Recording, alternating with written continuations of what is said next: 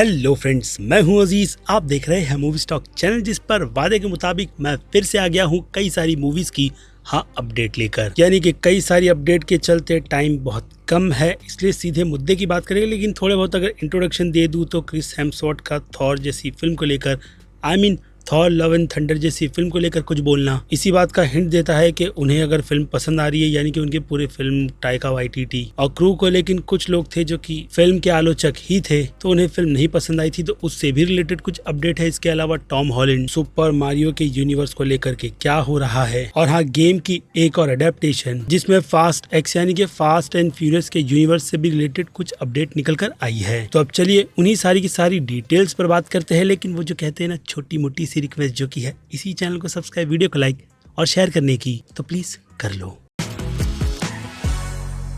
खैर, तो शुरुआत ही करते हैं सीधे क्रिस हेम्सवर्थ के स्टेटमेंट पर से, जहां पर उनकी तरफ से Thor love and thunder film को लेकर यही कहा जा रहा है कि वो इस फिल्म को आज भी देखते हैं तो काफी ज्यादा हंसते हैं। यानी कि एक हिसाब से वो अपने इस प्रोडक्ट पर बहुत ही ज्यादा खुश है, यानी कि कॉन्फिडेंट, जो कि हाँ, उनकी टीम और टाइका वाइटिटी भी है। लेकिन कहीं ना कहीं देखा जाए तो फैंस बिल्कुल भी नहीं, जिनके नाम को लेकर उन्होंने बिल्कुल भी क्लियरिफिकेशन नहीं दी। बस यही कहा कि उनके बच्चे के छोटे दोस्तों जो कि 8 साल के हैं, उन्होंने फिल्म की काफी ज्यादा आलोचना की, जिन सभी से ऑब्वियसली उन्हें कोई भी फर्क नहीं पड़ता। लेकिन हम फैंस को पड़ता है, इसलिए इस पर जितनी ज्यादा बात की जाए उतनी कम है। यानी कि फिल्म की बुराई जो अगर आपको लगे तो डिस्कॉर्ड का सर्वर भी रेडी है, जिस पर अगर आपको भी थोड़ी बहुत बातचीत करनी है तो फिर संडे को वो कहते हैं ना कि 9 बजे आ जाना दूसरे चैनल मूवी स्टॉक एक्स्ट्रा पर, जहां पर हम लाइव बैठकर इन सभी पर गपशप करते हैं, यानी कि फिल्मों की बातचीत। लेकिन खैर, उससे हटकर अब बात की जाए सुपर मारियो के चल रहे यूनिवर्स को लेकर कुछ भी ना आ रही अपडेट के बारे में, तो गेस व्हाट, इस पर किसी स्टूडियो ने तो नहीं बल्कि खुद क्रिस प्रैट ने ही अपडेट देते हुए ये बता दिया कि सुपर मारियो के यूनिवर्स को लेकर सीक्वल पर भी काम चल रहा है, जिसकी अपडेट हमें जल्द ही मिल जाएगी। लेकिन अगर उसके पीछे का रीजन बताया जाए कि ये वही के अपडेट निकल कर अब तक क्यों नहीं आ रही, तो राइटर स्ट्राइक उसका एक प्राइम एग्जाम्पल है, जिस पर क्रिस प्रैट की तरफ से यही कहा गया कि प्रोड्यूसर्स और राइटर्स के बीच का ये मसला फिलहाल तो सॉर्ट आउट हो चुका है और जल्द ही उस पर वो लोग आगे बढ़ते हुए इसकी अनाउंसमेंट ऑफिशियली कुछ ही दिनों में कमिंग सून के हिसाब से कर देंगे। यानी जब की ऑफिशियल अनाउंसमेंट निकल कर आ जाएगी तो खुद इल्यूमिनेशन स्टूडियो या फिर कह लो यूनिवर्सल पिक्चर्स भी निंटेंडो के इस यूनिवर्स को लेकर अपना काफी बड़ा धमाका करेगा, खास करके ब्लॉकबस्टर फिल्म सुपर मारियो के सीक्वल को लेकर, या फिर कहूँ इसके पूरे यूनिवर्स को, जिसे वो लोग अब कितनी अच्छी तरीके से वो कहते हैं ना कि संवारना निखारना जो भी है, उस पर बस कमिंग सून का टैग लगा दो और बढ़ जाओ आगे। क्योंकि यूनिवर्सल पिक्चर और इल्यूमिनेशन स्टूडियो के बीच एक और बड़ी डील भी हुई है निंटेंडो को लेकर, जो कि उनकी एक और काफी खूबसूरत या फिर कहूँ काफी बड़ी आईपी लेजेंड ऑफ जेल्डा है,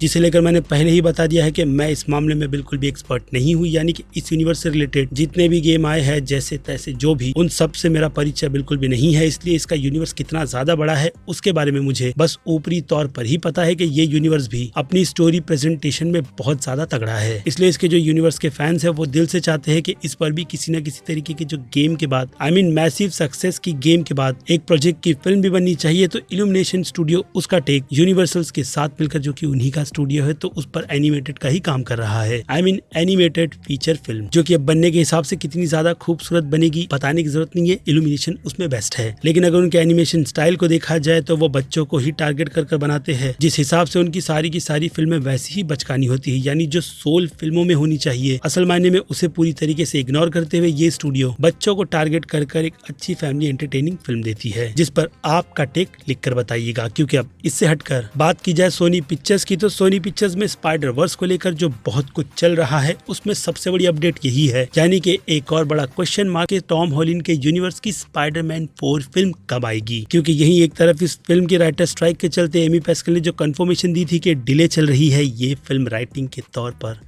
जो छोटी मोटी राइटिंग बची है वही, तो उसी के चलते फिल्म का प्रोडक्शन भी नहीं शुरू होगा। जिसके बाद फिर क्या था, टॉम हॉलैंड ने भी अपने स्टेटमेंट में यही कहा कि वो इस फिल्म को लेकर बहुत ही ज्यादा ऑनेस्ट है और स्पाइडरमैन के कैरेक्टर को भी वो जितना चाहे उतना मर्जी लंबा प्ले कर सकते हैं, वो भी जब तक उनकी हड्डियों में दम है। लेकिन अभी के लिए तो वो छोटे से ब्रेक पर गए हैं या फिर एक लॉन्ग ब्रेक, उस पर पूरी अपडेट निकल कर नहीं आई है। बस बात इतनी ही की गई है कि जो राइटर स्ट्राइक चल रहा है उससे कहीं ना कहीं वो भी बेरोजगार हुए हैं, इसलिए छुट्टी लेना उनके हिसाब से बिल्कुल ठीक बनता है। लेकिन इसी बीच उन्होंने स्पाइडरमैन 4 से रिलेटेड जो स्क्रिप्ट की अपडेट थी वो दी, यही बात को कंफर्म करते हुए कि स्टोरी उन्होंने पढ़ी है और उन्हें वो स्टोरी बाकी दूसरी फिल्मों की ही तरह काफी ज्यादा अमेजिंग लगी है। बाकी अब यही देखते हैं कि ये अमेजिंग प्रोजेक्ट हमें कब देखने के लिए मिलता है। और फिर इससे हटकर बात की जाए फास्ट एक्स की फिल्म की, तो VOD पर फिल्म को रिलीज कर दिया गया है। बॉक्स ऑफिस नंबर थोड़े डिसअपॉइंटिंग है, जो कि 700 मिलियन को टच करने वाले हैं और इंडिया में फिल्म ने 100 करोड़ का बिजनेस किया है। लेकिन अभी के लिए तो फिल्म जितना अच्छा परफॉर्मेंस देना चाहिए था वैसा नहीं दे पाई है। इसलिए फिर क्या इस फिल्म के जो 11वें पार्ट की रिलीज डेट थी उस पर अपडेट किसी और ने नहीं बल्कि विन डीजल ने देते हुए यही बता दिया कि उनका कंट्रोल इस पूरे यूनिवर्स पे यूनिवर्सल पिक्चर से भी काफी ज्यादा है। इसलिए वो जहाँ भी बोलते हैं बिंदास फिल्म के यूनिवर्स से रिलेटेड कुछ भी बोल देते हैं, लेकिन आप फिल्मों में थोड़ा कम बोलकर। बट बात की जाए फिल्म की ऑफिशियल रिलीज की यानी कि फास्ट 11 के ऑफिशियल रिलीज डेट की, तो ये फिल्म 25 अप्रैल साल 2025 में रिलीज होगी। तो इस फिल्म को 4 अप्रैल 2025 में रिलीज किया जाएगा, यानी एक बहुत ही अच्छा खासा डिले इस फिल्म को देखने के लिए मिल रहा है। लेकिन वहीं अगर अपडेट की बात की जाए, यानी वो ड्वेन जॉनसन वाली सिचुएशन कि वो इस यूनिवर्स में असल मायने में हब्स एंड शॉ फिल्म का सीक्वल नहीं बल्कि खुद की एक स्पिन ऑफ की सोलो फिल्म चाहते हैं, वो भी उनके कैरेक्टर के यूनिवर्स पर फोकस करते हुए, जिसमें एक रूमर निकल कर आई थी रियान रेनॉल्ड्स से लेकर केविन स्मिथ के फिर से रिटर्न आने की, तो अब उसमें भी काफी ज्यादा वो कहते हैं ना रियलिटी नजर आ रही है। क्योंकि इसी पर अपडेट देते हुए ड्वेन जॉनसन ने ये कहा है कि उनकी ये फिल्म जो सीधे फास्ट एक्स के ब्रिज से हमें पहले हब्स की एक मूवी दिखाएगी, उसके बाद आप समझ ही सकते हो कि फास्ट 11 फिल्म, इसलिए इस फिल्म को शायद से 2025 की ऑफिशियल रिलीज डेट पर डाला गया है। इट मींस कि हो सकता है कि आपको सरप्राइजिंगली ड्वेन जॉनसन के वर्जन की स्पिन ऑफ की फास्ट एक्स की शॉ फिल्म देखने के लिए मिल जाए, आई मीन हब्स मूवी देखने के लिए मिल जाए। बस टाइटल के आगे लगाना होगा fast and furious Hobbs universe. अच्छा है ना। और फिर फास्ट एक्स की रिलीज को देखा जाए तो इस फिल्म के साथ एक और फिल्म भी रिलीज होने वाली है जो कि माइनक्राफ्ट, जी हाँ, गेम की एडेप्टेशन पर बन रही फिल्म, जिस फिल्म में कास्टिंग के नाम पर लीड में लिया गया है जेसन मोमोआ को। और अगर ऐसा होता है तो जेसन मोमोआ की 2 फिल्में एक ही दिन रिलीज होकर टकराएगी। और हाँ, इसके चांसेस मुझे बहुत ही ज्यादा कम लगते हैं, क्योंकि ऐसी चीजों को बिल्कुल भी किया नहीं जाएगा, खास करके एक ही एक्टर की 2 फिल्म एक ही दिन में रिलीज करने के हिसाब से। बट अभी के लिए तो दोनों ही फिल्मों की रिलीज डेट सेम है, जिस पर आप अपना ओपिनियन कमेंट में लिखकर बता सकते हो। और फिर इसके बाद बात की जाए घोस्टबस्टर की आ रही एक और फिल्म जो कि आफ्टर लाइफ के बाद आ रही सीक्वल है, तो इस फिल्म की कास्टिंग की तरफ से ऑफिशियल अनाउंसमेंट कर दी गई है, वो भी सोनी पिक्चर्स के रिवील किए गए ऑफिशियल लोगों के साथ, जो कि आपको भी स्क्रीन पर दिख रहा होगा। क्योंकि उसे देखकर छोटे मोटे हिंट आने वाले घोस्ट से रिलेटेड मिलते हैं, यानी वही बर्फ की शेड में दिख रहा लोगो, जो शायद से इस पूरी फिल्म का एनवायरनमेंट भी हो सकता है। लेकिन खैर अभी के लिए तो वो कहते हैं ना, अंधा तीर चलाने की जरूरत नहीं है, बस फिल्म की ऑफिशियल अनाउंसमेंट की गई है बिल मरी की कास्ट को छोड़ करके। जो अपनी पर्सनल लाइफ में क्या कर रहे हैं गूगल कर लो, पता चल जाएगा। और फिर इससे हटकर जिस प्रोजेक्ट पर हमें अपडेट चाहिए, यानी कि लॉयन किंग के लाइव एक्शन या फिर एनिमेटेड जो भी फिल्म है उससे रिलेटेड, तो सेन बेली जो कि डिज्नी के प्रोड्यूसर है, उनकी तरफ से यही कहा गया है कि वो इसके सीक्वल को लेकर बहुत ही अच्छी खासी प्रिपरेशन कर रहे हैं। यानी जो ऑफिशियल सीक्वल की अनाउंसमेंट हुई थी डायरेक्टर के नाम के साथ, वो अब भी प्रोजेक्ट ऑन गोइंग है, जिस पर बस वो लोग एक यूनिवर्स के चलते इस पर स्टार वॉर्स के जैसा थप्पा लगा रहे हैं। जो बात सुनकर मुझे थोड़ी अजीब लगी, क्योंकि स्टार वॉर्स और लॉयन किंग का कंपैरिजन ही नहीं बनता। लेकिन खैर उनके हिसाब से इसका भी यूनिवर्स स्टार वॉर्स की तरह काफी ज्यादा लेजेंड और लेगेसी क्रिएट करेगा। जिसके बाद बड़े अगले अपडेट पर, तो अगला अपडेट है ब्लू बीटल के पोस्टर से रिलेटेड, जो कि अगेन आपको स्क्रीन पर यहाँ दोनों जगह दिख रहा होगा। और फिर ऐसे ही कई सारे स्टिल्स जैक स्नाइडर के यूनिवर्स की बनाई गई फिल्म रिबेल मून से भी निकल कर आए हैं, जिन्हें देखकर अब जैक स्नाइडर के इस रिबेल मून के यूनिवर्स का हमें थोड़ा बहुत क्या और भी काफी ज्यादा अंदाजा हो जाता है। जहाँ पर गैलेक्सी में स्टार वॉर्स की ही तरह यहाँ पर भी वॉरियर्स को ढूंढा जा रहा है, ताकि वो लोग अपनी एक बड़ी सी टीम बनाकर विलन्स को हराने का काम करें। लेकिन खैर इन सब में मैटर करता है फिल्म की प्रेजेंटेशन, और जैक स्नाइडर का नाम जुड़ा हुआ है, तो आपको बिल्कुल भी टेंशन लेने की जरूरत नहीं है, क्योंकि उनका काम बोलता है और वो चीज हमें इसकी स्टिल से भी नजर आ रही है। और फिर उसके बाद बात करें brave and the bold film की, यानी कि बैटमैन के यूनिवर्स की आ रही फिल्म, जिसे हाँ रूमर के तौर पर एंडी मेशेट्टी डायरेक्ट करने वाले हैं, तो अब उनका नाम डायरेक्टर्स की उन लिस्ट में हिसाब से काफी ज्यादा ऊपर निकल कर आ गया है। यानी अगर देखा जाए तो 3 अच्छे डायरेक्टर की कंफर्मेशन डीसी के यूनिवर्स में निकल कर आ गई है ऑफिशियली फिल्मों के साथ, जहाँ पर सबसे पहले तो खुद जेम्स गन ही है, जो कि सुपरमैन लेगेसी जैसी फिल्म को बना रहे हैं। और अगर उसकी बात की जाए तो उस फिल्म में कुछ रूमर के अकॉर्डिंग हम अथॉरिटीज को भी देखने वाले हैं, जिनका बारे में सुनकर ही दिल अंदर से खुश हो जाता है। लेकिन अब देखना इंटरेस्टिंग यही रहेगा कि अथॉरिटी की कास्टिंग में किन किन एक्टर्स को कास्ट किया गया है। और फिर सुपरमैन की बात की जाए तो डेडलाइन वालों ने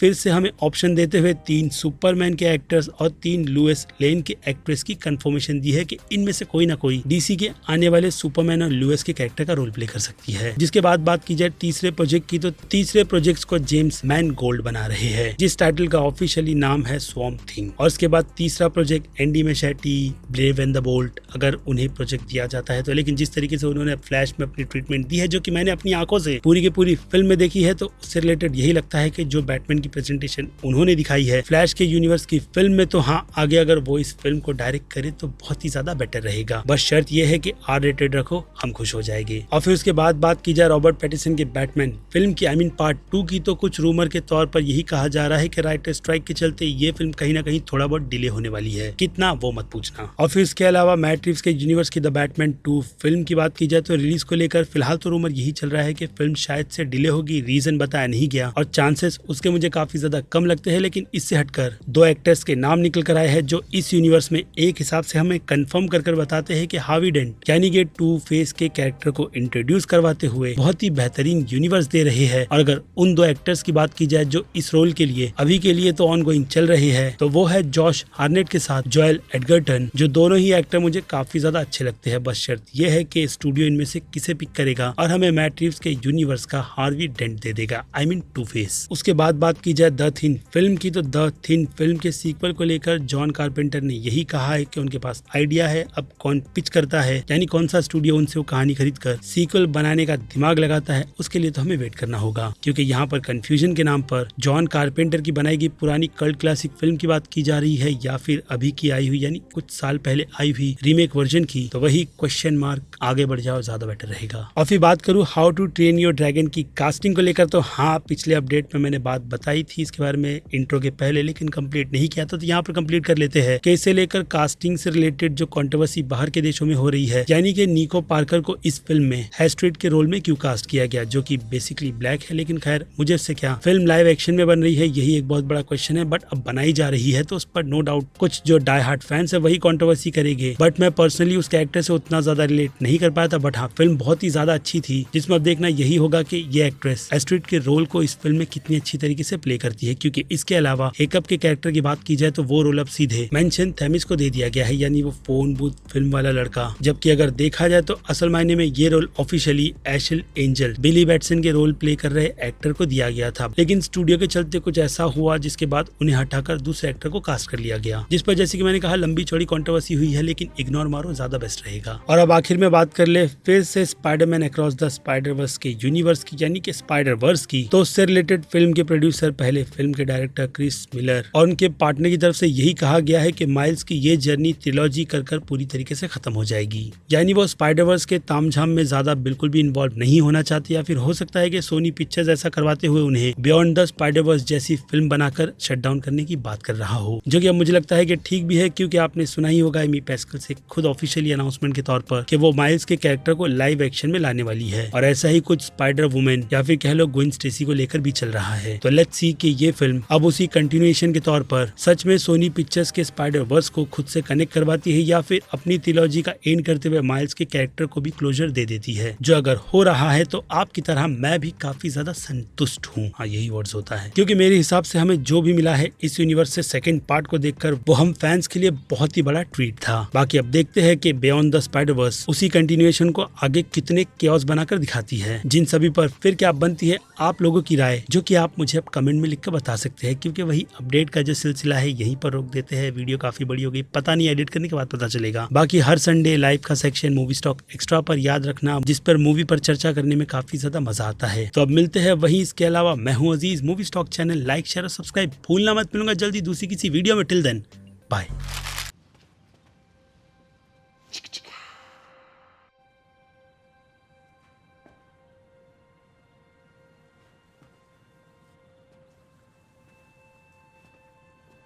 You're still here. It's over. Go home.